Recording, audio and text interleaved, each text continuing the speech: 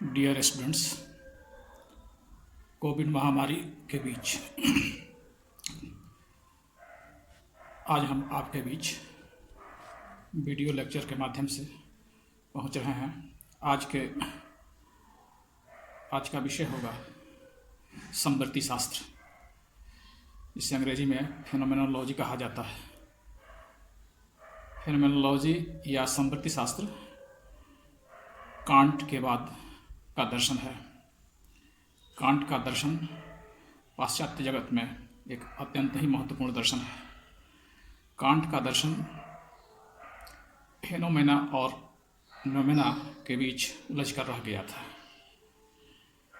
Can't की भी यह चेष्टा थी कि दर्शन को उसके शुद्ध रूप में प्रस्तुत किया जाए, लेकिन संभवतः कांट इसमें सफल नहीं हो सका। उसके बाद से यह जिम्मेवारी आ पड़ती है जर्मन दार्शनिक के हुसर्ल के कंधों पर। हुसर्ल दर्शन को पूर्णतः वैज्ञानिक बनाना चाहता है और इसी क्रम में वह अपने समवर्ती शास्त्र के दर्शन की शुरुआत करता है।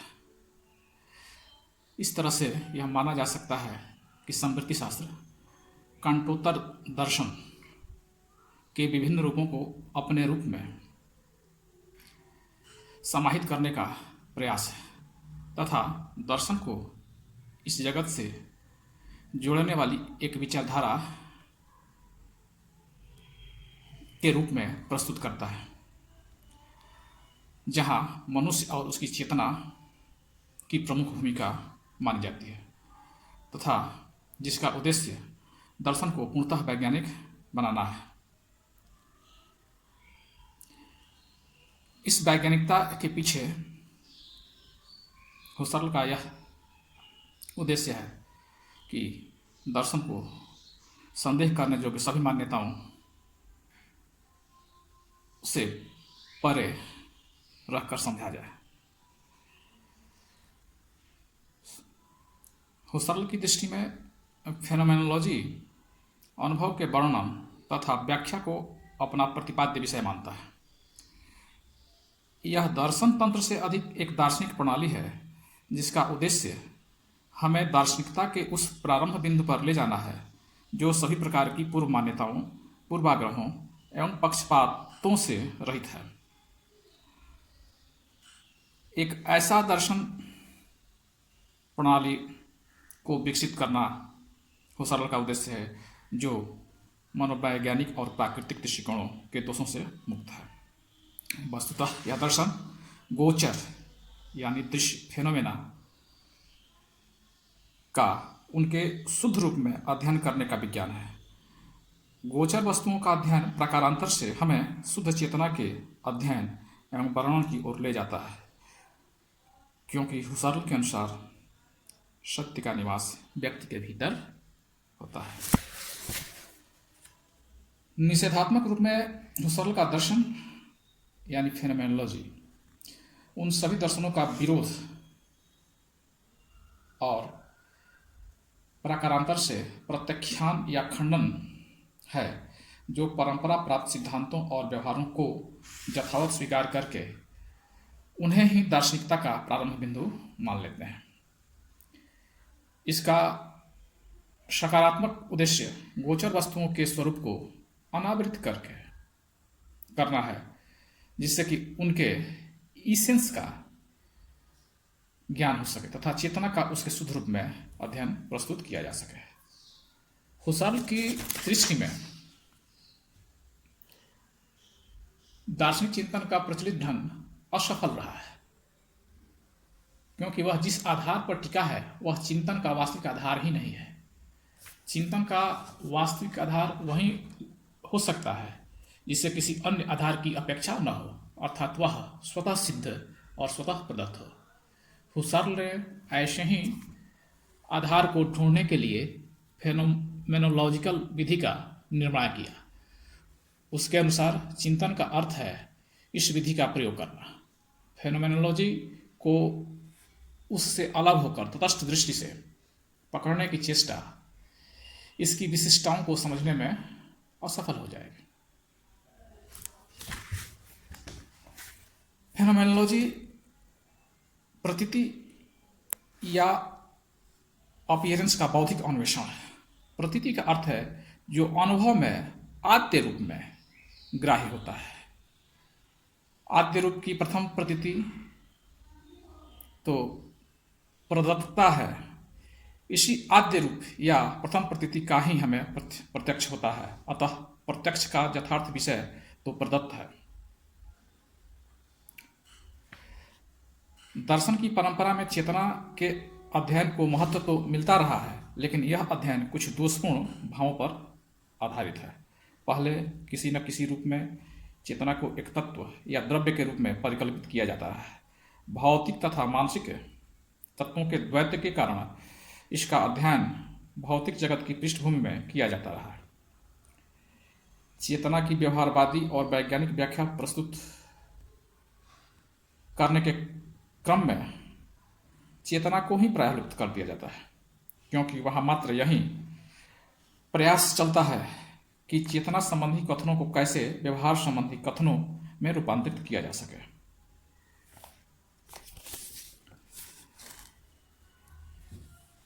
फेनोमेनोलॉजी के अध्ययन का विषय है चेतना।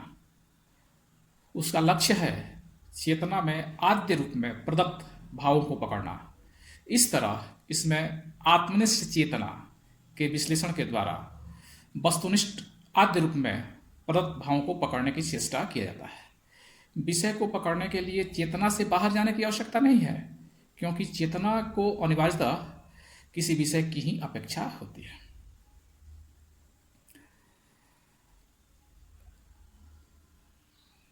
फेनोमेनोलॉजी के स्वरूप को स्पष्ट करने के पश्चात हुसर्ल अब पारंपरिक दर्शन पर पड़ने वाले मनोवैज्ञानिक प्रभावों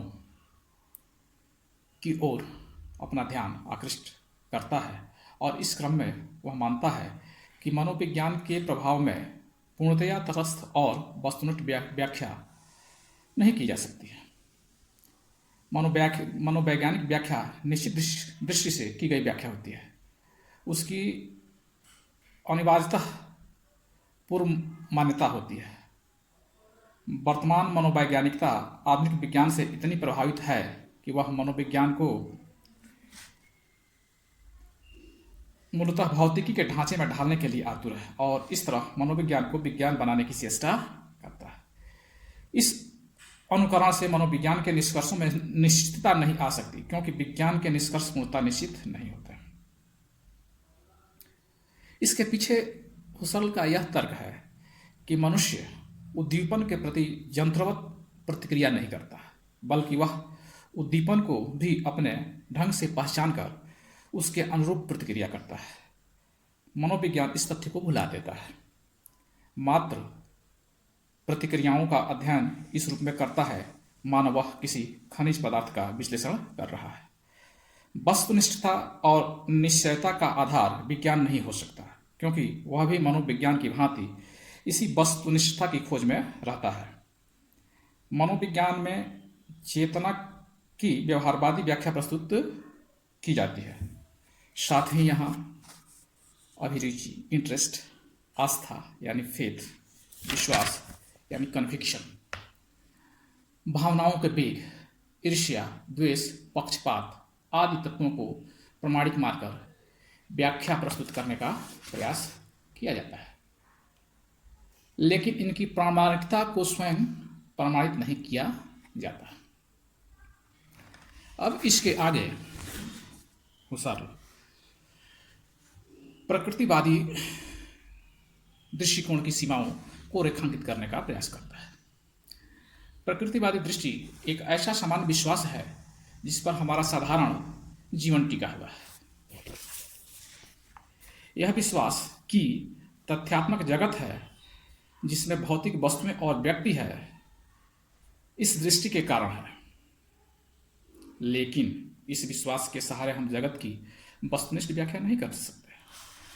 वस्तुनिष्ठता का आधार प्रदत्तता में है, यानी जो हमें हमारे चेतना में आद्य रूप में पहली प्रतीति जो होती है उसे प्रदत्तता कहा जाता है। वस्तुनिष्ठता को मान्यता के रूप में स्वीकार जब हम कर लेते हैं तो प्रकृतिवाद में अभौतिक तत्व जैसे चेतना, संज्ञान आदि की भी पूर्व व्याख्या इन उपकरणों के द्वारा किए जाने का दावा किया जाता है। प्रकृतिवाद का यह दुराग्रह इतना प्रबल है कि वे भौतिक जगत या अनुभविक जगत के अतिरिक्त हर प्रकार की बातों को काल्पनिक या अयथार्थ मान लेता है। हुसर्ल अपने चिंतन को आगे बढ़ाते हुए यह मानता है कि मनोवैज्ञानिकता एवं प्रकृतिवाद हमारे सोचने के ढंग में इस प्रकार घुसे हुए हैं कि वे सभी प्रकार के ज्ञान विज्ञान को भ्रांत कर देते हैं। अतः वस्तुनिष्ठ और स्वतः सिद्ध भाव की प्राप्ति के लिए जो सभी ज्ञान विज्ञान का वास्तविक आधार है, हमें अपने चेतन विचारों को इन दोनों की पकड़ से मुक्त करना होगा, जिसकी प्राप्ति फेनोमेनोलॉजी विधि द्वारा संभव हो सकती है। इन विवेचनाओं के उपरांत हुसर्ल अब आगे फेनोमेनोलॉजी की विधि को प्रस्तुत करता है। सबसे पहले हुसर्ल यह स्वीकार करता है कि दार्शनिक चिंतन का प्रारंभ ही चिंतन की विधि की अनिवार्यता में है। सामान्यतः विचारक अपनी विधि को स्पष्ट किए बिना ही अपने चिंतन में आगे बढ़ जाता है। फलतः निश्चित विधि के अभाव में चिंतन दिशाहीन एवं अव्यवस्थित हो जाता है। लेकिन हुसर्ल की मान्यता है कि चिंतन का अर्थ ही है उनके चिंतन विधि के अनुरूप चलना। चिंतन तथा चिंतन विधि अपृथक है और इस तरह फेनोमेनोलॉजिकल विधि के निरूपण में ही फेनोमेनोलॉजिकल चिंतन चल पड़ेगा। फेनोमेनोलॉजी की यह विधि आत्मनिष्ठ होगी, लेकिन इसका यह अर्थ कदापि नहीं है कि यह व्यक्तिमूलक यानी सब्जेक्टिव लीनिंग वाली होगी। ऐसी आत्मनिष्ठ विधि का सबसे सुंदर उदाहरण पश्चात जगत में डेकार्ट का है। लेकिन डेकार्ट अपनी इस विधि का प्रयोग उचित ढंग से नहीं कर पाता है, क्योंकि वह अपने को प्रकृतिवादी प्रभावों से पूर्णतः दोष मुक्त नहीं कर पाया। डेकार्ट की विधि को परिमार्जित और परिष्कृत करने के पश्चात हुसर्ल इसका प्रयोग इस रूप में करना चाहता है कि चेतन चिंतन में शुद्ध पद्धतता को पकड़ा जाए, अर्थात विचार को अपनी ओर से ढकेला नहीं जाए। चिंतन के आत्मनिष्ठ होने का मतलब है चेतन अनुभव, चेतन विचार पर ध्यान केंद्रित करना, चेतना का ही विश्लेषण करना। क्योंकि चेतना एक दिशा है जो किसी ओर उन्मुख होती है। चेतना कभी भी खाली, रिक्त, एम्प्टी नहीं हो सकती। वह अनिवार्यतः किसी विषय की चेतना होती है। इस तरह चेतना में ही चेतना का विषय संलग्न होता है। अतः चेतना में प्रदत्त विषय वही विषय है जिस ओर चेतना उन्मुख है।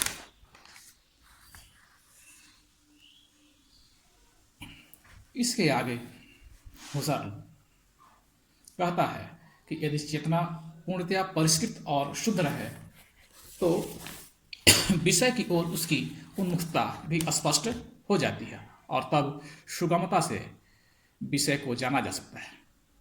लेकिन सामान्यतः जिस रूप में चेतना उपलब्ध होती है वह अनेक प्रकार के विश्वासों एवं विकारों से विकृत होकर ही उपलब्ध होती है। अतः चेतना के परिष्कार की आवश्यकता है। चेतना को विकृत करने वाले बाह्य प्रभाव प्रकृतिवादी विश्वास के कारण होता है, जिसे असंबंधन द्वारा अलग किया जाता है।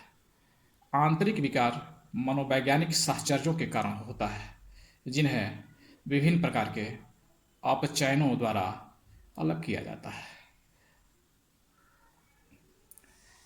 चेतना को उसके मनोवैज्ञानिक तथा प्रकृतिवादी प्रभावों से मुक्त करने के क्रम में हुसर्ल नई शब्दावलियों को गढ़ता है और इसी क्रम में उसकी एक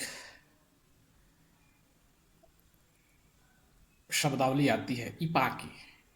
हिंदी में सामान्यतः इसे असंबंधन या निलंबन कहा जाता है। वस्तुतः हुसर्ल का उद्देश्य एक ऐसे दर्शन की नींव डालना था जो किसी प्रकार की भी पूर्व मान्यताओं को स्वीकार न करे तथा जो विज्ञान का आधार बन सके। प्रकृतिवादी विश्वास किसी न किसी रूप में अन्वेषण के विषय यानी चेतना को ही घेरे रहता है। इस तरह के भावों या विचारों से चेतना को असंबद्ध करने की क्रिया इपाकी द्वारा संभव होती है। इस फेनोमेनोलॉजिकल विधि का उद्देश्य पूर्णतया तटस्थ भाव से किसी अनुभव अथवा उसके किसी अंश पर ध्यान केंद्रित करना है। वास्तविक और अनुभव संबंधी उन सभी सामान्य विश्वासों और सिद्धांतों को जो हमारे दैनिक जीवन व्यवहार तथा चिंतन को प्रभावित करते हैं, उन्हें हम निलंबित, स्थगित अथवा कोष्ठीकृत कर देते हैं। वे सामान्य विश्वास हमारे संपूर्ण चिंतन और व्यवहार की पृष्ठभूमि में आवश्यक रूप से विद्यमान रह सकते हैं। इस प्रकार हम देखते हैं कि इपाकी की प्रक्रिया में परंपरा से प्राप्त हम अपनी अवधारणाओं को चेतना के विषय से असम्मत करने का प्रयास करता है। यह असंबंधन यकाएक या अचानक नहीं होता है। थोड़े समय के लिए हम इसे स्थगित करने का प्रयास करते हैं। यह स्थगन चेतन स्तर पर होता है। तत्पश्चात निरंतर प्रयास द्वारा इस अलगाव को, इस असंबंधन को, इस ब्रैकेटिंग की क्रिया को हम अपनी चेतना से बहिष्कृत कर देते हैं, जिसे रिडक्शन या अपचयन माना जाता है।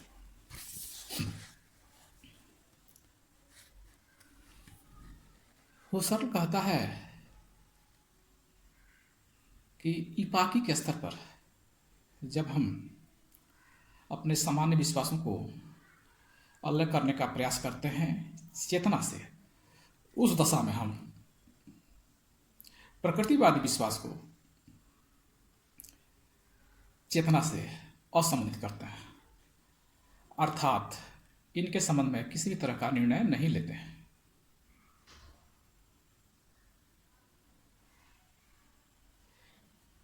दूसरे संबंधों में हम उनके संबंध में अपना निर्णय स्थगित कर देते हैं और इस तरह यह माना जा सकता है कि इपाकी के अंदर कुछ समय के लिए प्रकृतिवादी जगत को ब्रैकेट यानी कोष्ठकों के बीच बंद कर दिया जाता है और इस तरह इपाकी की क्रिया द्वारा प्रकृतिवादी विश्वासों को पीछे ढकेलते ढकेलते हम चेतना के अविकृत स्वरूप तक पहुंच जाते हैं।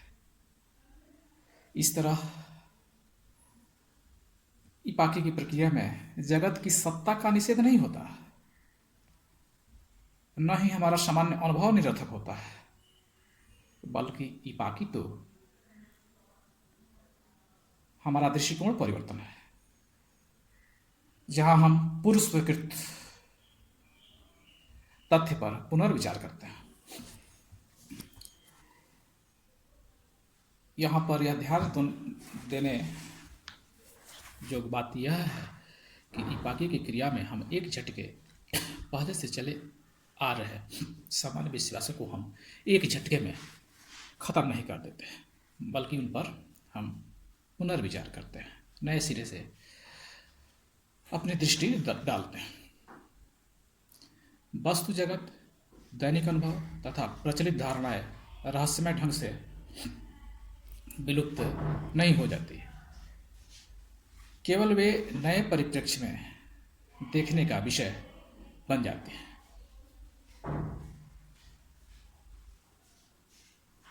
हुसर्ल ने स्वयं कई जगहों पर स्पष्ट किया है कि इपाकी जगत में कोई परिवर्तन नहीं करता।